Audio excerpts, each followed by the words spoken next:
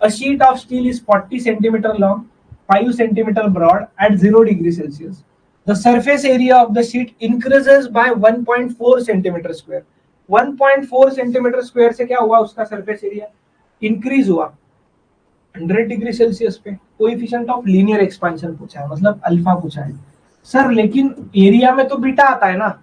ओहो सही है ना, एरिया में तो बीटा आता है, तो अल्फा कैसे निकाले. तो रिलेशन होता है ना, alpha by 1 is equals to beta by 2 is equals to gamma by 3. इससे निकालना है, इससे निकालना है, अल्फा निकालना है बीटा बाय 2.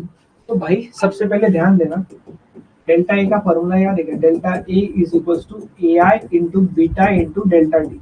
बीटा निकाल लेते हैं, बाद में अल्फा पे जाएंगे. डेल्टा ए कितना है 1.4. 1.4 से बड़ा ना. इनिशियल एरिया कितना लोगे 40 इंटू 5 लोगे, इंटू बीटा हमको निकालना है, इंटू टेम्परेचर कितना बढ़ा, 0 से 100 गया मतलब 100 हुआ ना भाई. 0 से 100 गया मतलब डेल्टा टी कितना हुआ 100 हुआ. हाँ सही है. तो बीटा पे फोकस कीजिएगा. Beta is equal to 1.4 divided by 40 into 5 200 into 100. थोड़ा सा कर ले, इसको मैं 2 इंटू 10⁴ लिख दूंगा, चलेगा. 2 इंटू 10⁴, 4 जीरो थे ना. Calculation simple. Beta is equal to 1.4 divided by 2 मतलब 0.7 इंटू 10⁻⁻4 पर डिग्री सेल्सियस.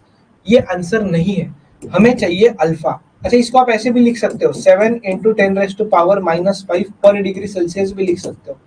बट ये आपका आंसर टिक करोगे तो ये नहीं है आंसर, क्योंकि आपको बीटा नहीं पूछा है ना मेरे भाई, अल्फा पूछा है. और ये रिलेशन कल बताया था और बोला था सिंपल है और इजी है और इम्पोर्टेंट है. तो बीटा पुट कर देना 10 इंटू 7 इंटू 10⁻⁵ डिवाइडेड बाय 2. सो 7/2 मतलब होता है बेटा 3.5 इंटू 10⁻⁻5 पर degree Celsius. Formula based question, simple question.